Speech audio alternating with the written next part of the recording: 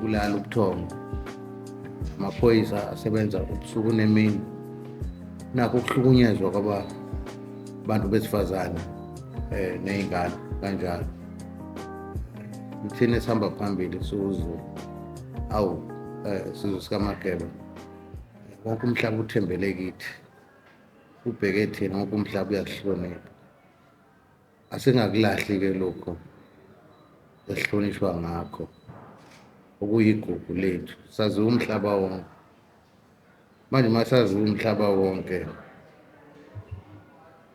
akumele ukuthi saziwe ngey'nto ezimbi Zulu omnyama, kumele saziwe ngento ezinhle, saziwe ngobuqhawe bethu, saziwe nangokuthi uZulu isizwe esinesibindi.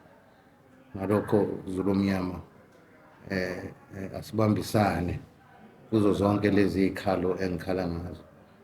Alikho elinye izwe esingabuye siye kulo noma sibe kulo ngaphandle kwalo leli.